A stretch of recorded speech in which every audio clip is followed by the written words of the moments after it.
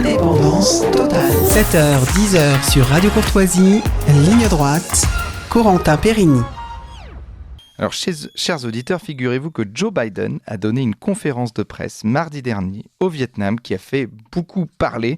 Alors, il a enchaîné les moments de confusion, il a aussi cité de fausses répliques de films, il s'est montré très affaibli avant de conclure son discours par « Je ne sais pas ce que vous allez faire, mais moi, je vais me coucher ». Alors, est-ce que c'est un trait d'humour? Est-ce que c'est un début de sénilité? Le malaise, en tout cas, était palpable dans la salle.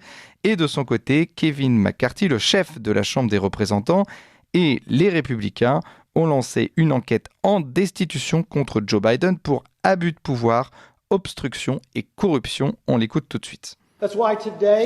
Alors je vous le traduis, c'est pourquoi aujourd'hui, j'ordonne à notre comité de la Chambre d'ouvrir une enquête officielle sur la destitution du président Joe Biden. Cette prochaine étape logique donne à nos commissions le plein pouvoir pour rassembler tous les faits et les réponses pour le public américain. C'est exactement ce que nous voulons savoir, les réponses. Je crois que le président voudra répondre à ces questions et à ces allégations. Alors vous écoutiez Kevin McCarthy, le chef de la Chambre des représentants, qui vient de lancer une enquête en destitution contre Joe Biden. On rappelle une enquête en destitution qui peut être une première étape avant un éventuel impeachment, comme on dit en anglais. Alors pour en parler ce matin, nous sommes avec Randy Gallos. Bonjour Randy Gallos. Bonjour, comment allez-vous aujourd'hui? Très bien, et vous? Alors vous êtes président du parti républicain, alors le parti républicain américain évidemment, mais président du parti républicain en France. Alors avant de parler de Joe Biden, je voulais vous parler avec vous d'un événement organisé par la Republican University Worldwide et France, qui se déroulera les 10 et 11 novembre, avec des intervenants que nos auditeurs connaissent bien, parce qu'il y a André Berkoff, Virginie Joron et encore Nigel Farage. Alors, quel est cet événement? Pourquoi vous avez voulu organiser cet événement? Je pensais que dans l'année à venir, il y a des élections importantes aux États-Unis et également sur le plan pour les parlements européens, et on voulait discuter des défis communs et partager sur des questions qui concernent toutes la droite du centre jusqu'à toutes les droites, et on voulait discuter et avoir des partages qui fonctionnent, que ce soit sur le wokisme, que ce soit sur l'immigration, ce sera l'identité culturelle, que ce soit sur des questions aussi, comment mener les élections. On aura aussi des directeurs de campagne, des messieurs Trump qui vont venir parler avec nous. Nous aurons aussi Madame le gouverneur Noam qui est en lice pour la vice-présidence avec monsieur Trump. On aura aussi des guests spéciaux qu'on ne peut pas dire aujourd'hui. Ça va être une surprise d'autres personnes qui s'annoncent aussi. Ça va être très intéressant, et je pense que on invite plusieurs pays, que ce soit du Maghreb, à travers l'Europe, l'Amérique du Nord, on aura des invités, des personnalités de partout, et à fur et à mesure, nous donnons à fur et à mesure plus d'informations sur nos invités, et nous partageons et nous souhaitons partager cette expérience et cet échange. On estime que c'est important pour toute la classe de droite d'avoir d'un côté le dialogue, l'échange, et c'est là où ils peuvent avoir aussi des partages sur le plan l'importance, parce qu'on se rend pas compte que il y a des questions qui concernent l'éducation, la famille, que ce soit aussi tout ce qui est la question de l'identité culturelle, historique, la préservation de la culture au niveau de tous les pays, qui est dans son importance pour les questions de tourisme, pour beaucoup de pays. La France aussi a une part importante de son PIB qui est concerné par le tourisme et qui est lié à la culture française, et qu'on oublie de le rappeler son importance pour beaucoup de pays, et que son investissement pour beaucoup de pays représente une part importante de leur PIB, et que nous devons aussi focaliser sur ces différentes questions, aussi sur les politiques du genre, et voilà, on va discuter ces différentes questions, de wokisme, qu'on en parlera, on aura des invités vraiment importants, spécialisés, importants, de différents pays, des politiques, des intellectuels, des journalistes, et tout le monde va venir partager, échanger, et je trouve que ça sera vraiment une belle expérience, et aussi un événement exceptionnel. Maintenant, Et on reviendra aussi sur les questions de la liberté d'expression. Ça, c'est très, très important. Aussi, lors de notre conférence sur la censure, aussi, c'est la question aujourd'hui la question d'obstruction aussi avec l'administration Biden. Ce qui est reproché par les républicains et ce qui va discuter, c'est ces questions de transparence et aussi de communication. Nous avons des difficultés au niveau, c'est ce qu'ils ont dit au niveau du Congrès, surtout républicain. On dit que l'administration Biden et certaines administrations, que le ministère de la Justice, l'FBI, ne donnent pas d'éléments et soit les informations sont raturées et qu'ils n'ont pas accès à des informations, et il y a un vrai souci sur la transparence et la communication des informations. Engageant une enquête officielle des institutions, ça leur donne des pouvoirs d'enquête très importants et ils vont pouvoir enquêter sur toutes les activités de corruption alléguées à l'encontre de la famille Biden et le président Biden à ce jour. Et aussi, je devrais souligner un point important, et on n'a pas malheureusement parlé dans la presse française. Vous devez savoir que le 4 juillet, la Cour d'appel du 5e circuit aux États-Unis, qui est à côté de Washington, a interdit à l'administration Biden, à la FBI, aussi à l'administration de la santé et d'autres administrations de communiquer avec les réseaux sociaux pour qu'après avoir observé les comportements et les contraintes et les menaces contre les réseaux sociaux qui ont été exercés pendant les élections et pendant les périodes Covid.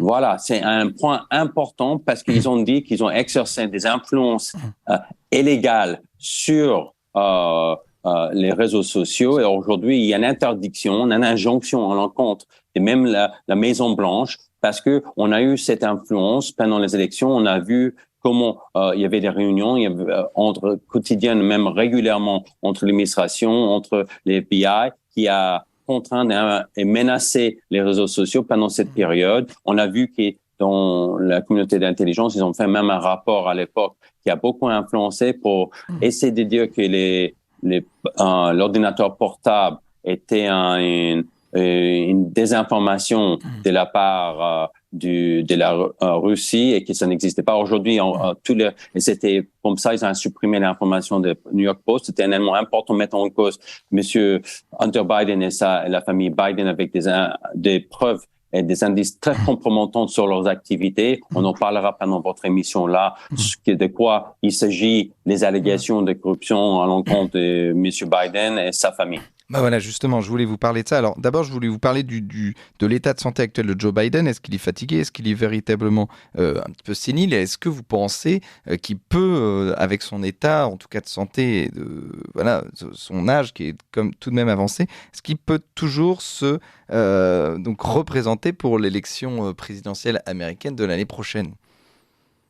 Vous savez, ce que nous pensons et ce que le public pense, ce que les Américains pensent, c'est une chose.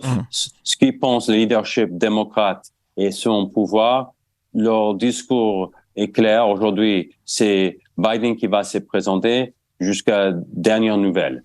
Donc, c'est ça leur position. Même s'il y a des soucis au niveau de sa santé, aussi la clarté d'esprit qui est aussi une question pour le public, tant pour les Américains, mais aussi pour nos élus aux États-Unis qui se posent des questions s'il est en bonne santé ou non. Et ça, c'est des questions depuis longtemps aujourd'hui. La question est de savoir, le problème aujourd'hui, c'est que cette situation bloque tous les processus des primaires du Parti démocrate.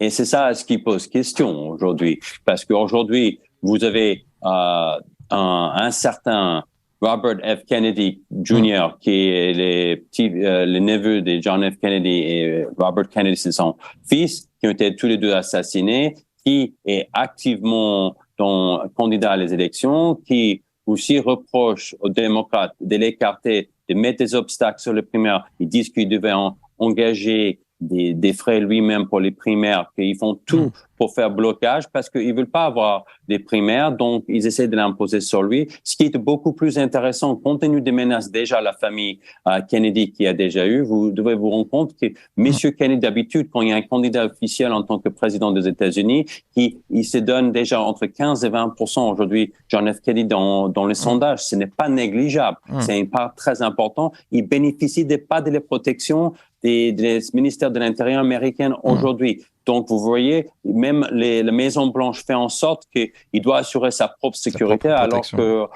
et sa protection, alors que les candidats, comme en France, dès qu'il y a l'annonce des candidatures, ils sont protégés par l'État. Ils sont protégés par l'État pendant cette période. Aujourd'hui, vu la position, vu les menaces qui pèsent sur M.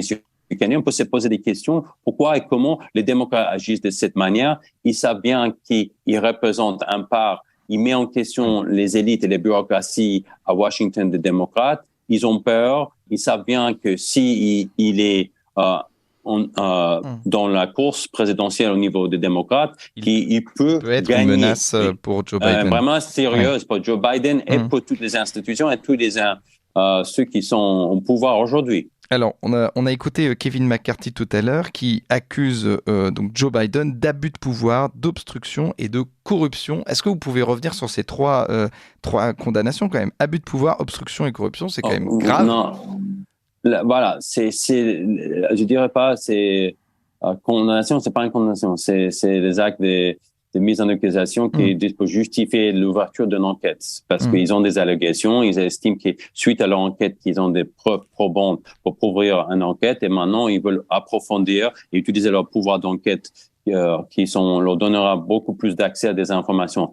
Tout d'abord, pourquoi abus de pouvoir? À l'époque, ils reprochent notamment à Monsieur Hunter Biden, pendant la période que Monsieur Joe Biden était vice-président, son fils était un des membres du conseil d'administration de la société des gaz Burisma en Ukraine. À cette époque, il y avait vraiment des graves problèmes de corruption au sein de cette société, des corruptions avec au sein du gouvernement en Ukraine. Il y avait un procureur qui faisait l'enquête sur cette question et qui voulait mettre en cause la société et éventuellement un des oligarques à ce titre, et que ce qui se passe et ce qui est reproché à M. Biden, c'est qu'il a mis la pression et il y a des échanges qui disent qu'il a fait en sorte de faire revoquer ce procureur pour que l'enquête ne se passe pas et ne soit pas poursuivie contre les différentes personnes, y compris que ça peut être concerné son fils. À ce titre, il y avait 2 paiements